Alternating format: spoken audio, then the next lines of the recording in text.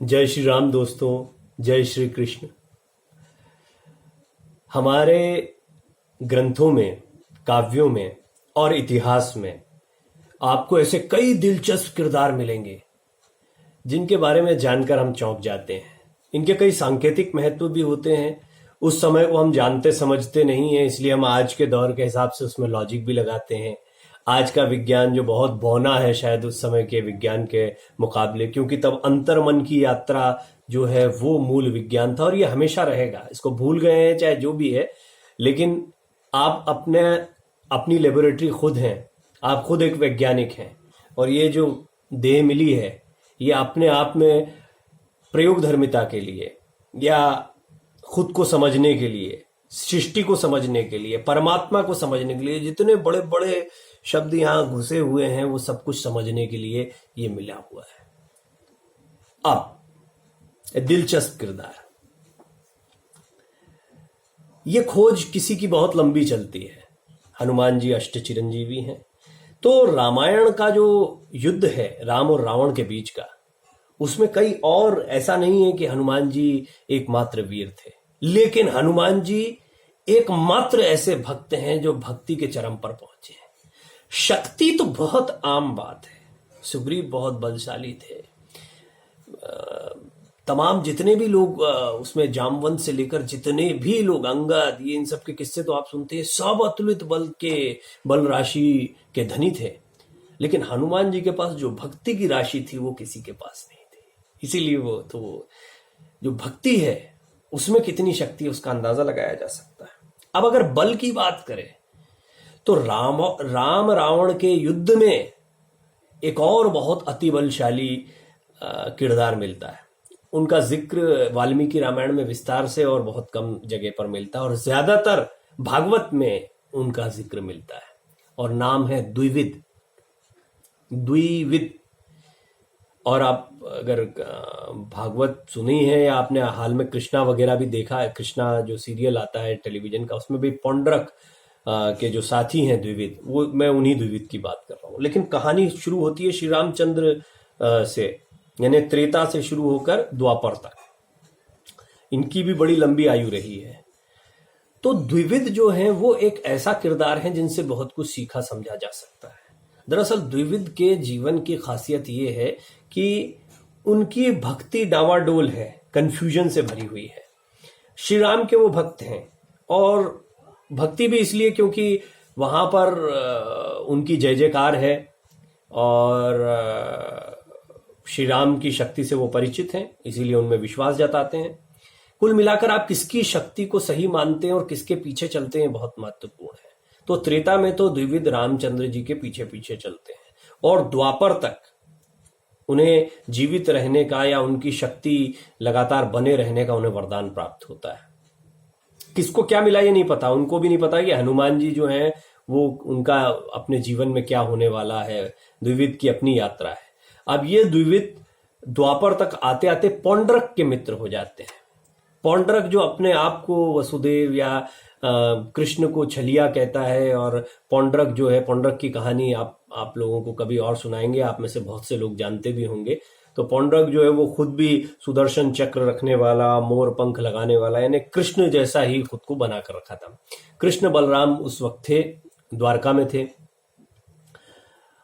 अब द्विविद जो है, द्विविद ने राम रावण के युद्ध में रावण के खिलाफ भयंकर युद्ध किया था और बड़ी जय जयकार थी। द्विविद का राम की तरफ होना ही उनकी शक्ति को बढ़ा देता था और उनकी बड़ी जय जयकार भी थी। श्री रामचंद्र भी जानते थे, सुग्रीव भी जानते थे, हनुमान जी भी जानते थे कि द्विविद कितने शक्तिशाली हैं। यही द्विविद जब द्वापर तक पहुंचते हैं, द्वापर में आपको हनुमान जी का भी कई जगह पर जिक्र मिलता है। हनुमान जी तो महाभारत के युद्ध में जब पताका है उस पर भी विराजमान हैं, और उसके अलावा हनुमान जी कृष्ण और बलराम के साथ में आपने कई इस तरह की कथाएं सुनी हैं जहां पर हनुमान जी अष्ट चिरंजीवी हैं। मैंने तो आपको कथा कलयुग की भी कई बताई हैं। तो हनुमान जी निसंदेह रूप से आज भी हमारे बीच में हैं। द्विविद जो हैं वो द्वापर तक आते आते बहुत बदलाव उनमें हो चुका है। घमंड से भर चुके हैं, शक्ति है और शक्ति जब तक भक्ति से नहीं मिले, ये समझने वाली चीज है। अब आप इसको सांकेतिक समझ लीजिए, कथा समझ लीजिए। शक्ति जब तक भक्ति से नहीं मिलेगी वो भटक जाएगी। छोटी सी लाइन है और द्विविद का चरित्र यही समझाता है। शक्ति में जब तक भक्ति शामिल ना हो, शक्ति जब तक भक्ति से ना मिल जाए वो भटक जाएगी। तो हर शक्तिशाली को भक्त होना आवश्यक है, और शक्ति का असली इस्तेमाल ही भक्ति है।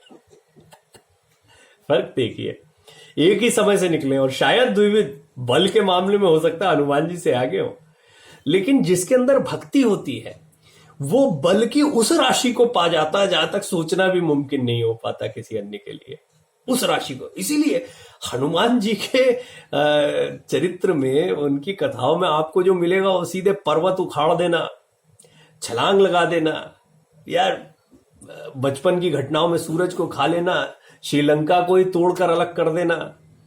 अरे कमाल का उनका चरित्र मिलता है। ये भक्ति है जो शक्ति का एक जबरदस्त बूस्टर है। और द्विविद में भी शक्ति है, भयंकर शक्ति है। और जब तक राम के प्रति आस्था, देखिए आस्था और भक्ति में थोड़ा है, हाँ लगता है कि हाँ है ईश्वर है, हाँ ईश्वर है, ईश्वर है, ईश्वर है, लेकिन फिर कंफ्यूजन भी है। गोता खा जाते हो आप बार बार, और गोता खाते खाते आपका भ्रम जो है आपको पुंडरक को कृष्ण या वासुदेव मानने पर मजबूर कर देता है, अवतार मानने पर मजबूर कर देता है। और ये भटकाव अंत में यहां तक जाता है कि आप बलराम के खिलाफ खड़े होते हैं और द्विविद और बलराम का मल्ल युद्ध होता है, जिसमें द्विविद परास्त होते हैं और उनको मोक्ष मिलता है, यानी उनका अंत हो जाता है। यहां पर द्विविद एक ऐसा किरदार है जो हमें बहुत कुछ सिखाते हैं। द्विविद अतुलित बलधामम वो भी हैं, लेकिन ज्ञानी नाम अग्रगण्यम नहीं है, वो हनुमान जी हैं। और ऐसे ही कई और किरदार आपको मिलेंगे, क्योंकि ऐसा नहीं है कि हनुमान जी के समय पर और कोई ऐसे वानर राज, या जैसे सुग्रीव के बारे में कहा जाता है कि सुग्रीव महापराक्रमी थे, खुद हनुमान जी उनको प्रणाम करते थे और सुग्रीव जो है उनका बड़ा सम्मान भी करते थे। बट सुग्रीव की वो लोकप्रियता, या वो आपने कहीं सुग्रीव की पूजा होती है ऐसा कभी नहीं सुना होगा। या जामवंत जो कि हनुमान जी के बड़े भाई की तरह थे, जामवंत मोटिवेटर थे हनुमान जी के। जामवंत ने हर जगह पर हनुमान जी को आगे बढ़ने का मौका दिया, या जामवंत एक समय पर इतने शक्तिशाली थे कि हनुमान जी का बल भी कहीं नहीं लगता था। इसके बारे में भी वाल्मीकि रामायण में आपको मिलेगा जिक्र। लेकिन ना आप जामवंत की पूजा करते हैं, ना आप सुग्रीव की पूजा करते हैं, नल नील की पूजा नहीं करते हैं। आप अंगद, जिनका पांव कोई नहीं हिला पाया था रावण की सभा में, उनकी पूजा आप नहीं करते हैं। आप हनुमान जी की पूजा करते हैं। क्यों? इसका मुख्य कारण यह है कि हनुमान जी ने भक्ति के उस रस को भी पा लिया शक्ति के साथ साथ, जो भक्ति मार्ग का कोई विरला ही पा पाता है। इसको ये समझने जैसी चीज है। शक्तिशाली आदमी तो भटकाओ। द्विविद जैसा व्यक्ति जो रामचंद्र जी के साथ में खड़ा होकर रावण के खिलाफ युद्ध लड़ता है, वो भटक जाता है, और भटक कर वो भगवान कृष्ण का दुश्मन हो जाता है। क्यों?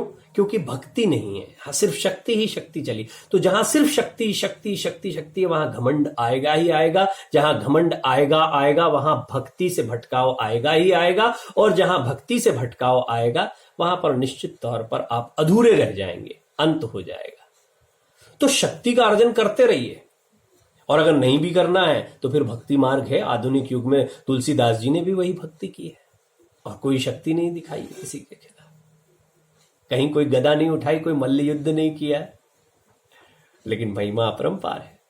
मीरा ने कहीं कोई तलवार नहीं उठाई, बल्कि कष्टी झेला। चैतन्य महाप्रभु का तो मुझे लगता है कि ऐसा अद्भुत व्यक्तित्व रहा है कि उन्होंने शायद किसी को कभी कंकड़ पत्थर भी ना मारा। शक्ति का क्या है? और नाजुक और बहुत ही कोमलांग उनको कहा जाता है, गौरांग उनको कहा जाता है। बड़े सुंदर थे और वो तो नाजुक थे, ऐसा भी कह सकते हैं। ये शक्ति अलग है। हनुमान जी, जिनको कि आप शक्ति अतुलित बल राशि का भी मानते हैं, और साथ ही साथ में भक्ति और ज्ञान का भी संगम, इसीलिए हनुमान जी का स्तर ही अलग है। वो हर युग में हमेशा रहेंगे, और वही रहना चाहिए, क्योंकि वही आदर्श हैं। और हमें अपने आदर्शों के, जैसे हम मर्यादा पुरुषोत्तम कहते हैं, तो हम राम को भी अपने आदर्श के तौर पर लेते हैं, इसीलिए उनको मर्यादा पुरुषोत्तम कहते हैं।